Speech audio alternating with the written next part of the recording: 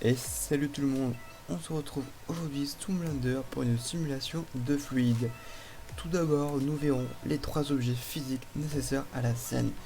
Donc il va nous falloir un contenant, qui sera ici un cube, comme guise de verre ou de baignoire si vous préférez. Il nous faudra ensuite une bouteille, donc ce sera notre flux.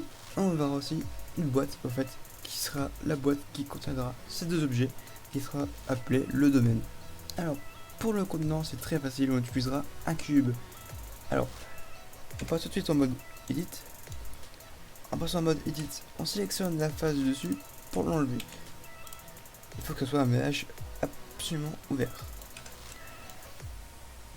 De même, on va tout de suite rajouter un solidifieur qu'on va appliquer, une subdivision qu'on va appliquer aussi, et on fait un smooth. Une fois ceci fait, on rajoute un sol avec un scale de 10.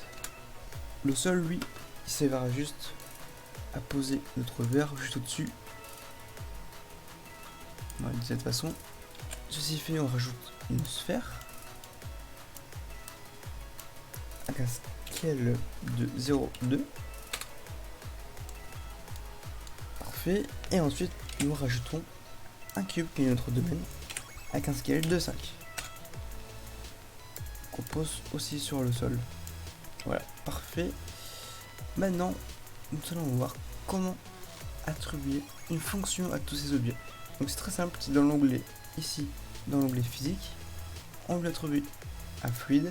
Donc pour notre verre, ce sera un fluide de type obstacle, c'est notre contenant. Cet obstacle, on a le choix entre lui dire que c'est soit un volume, soit une coque.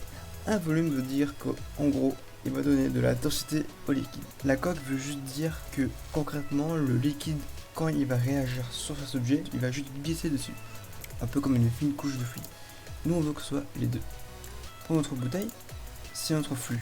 Notre flux, c'est tout simplement un flux entrant.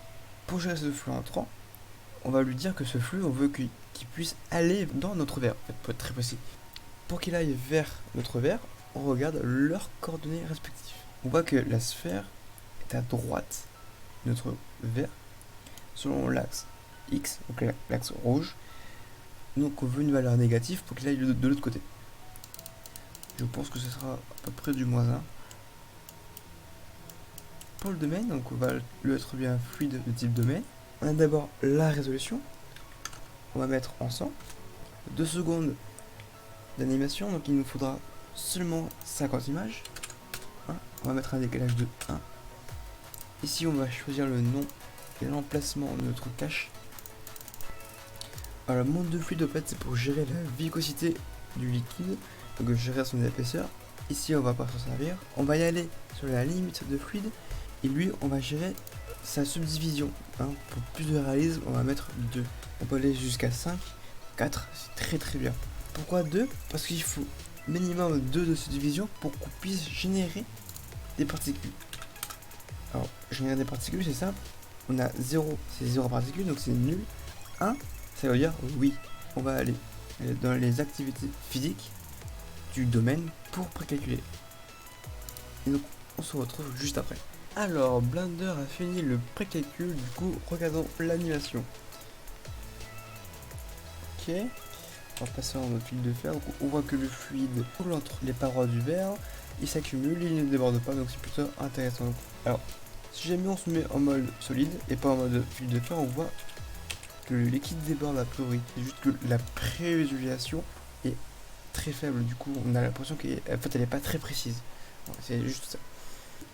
Je vous laisse vous mettre en road cycle si ça n'a pas déjà été fait pour qu'on puisse rajouter des matériaux à nos solides. Donc, on va commencer par le plan.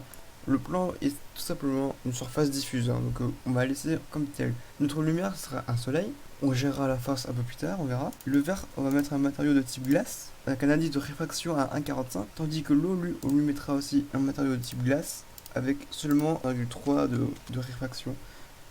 On va mettre une couleur rigolote.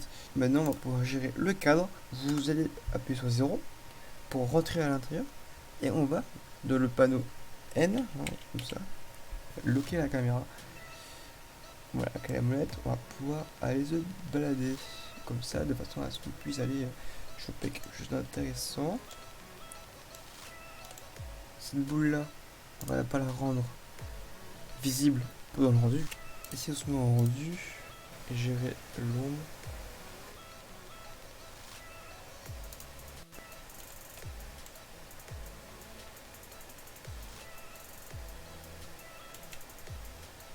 Alors on se met en mode solide.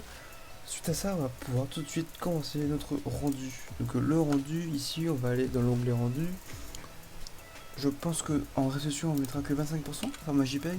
On va mettre 100% en RGB. On va laisser, je pense. Si, on va mettre un rendu un peu plus élevé quand même. On va mettre un rendu de 200. On va laisser ça jusque le filtre brillant. Ensuite, on va mettre 0,5. Full cinétique, on va laisser. Le film, on a pas besoin de plus. Performance, on va laisser ça.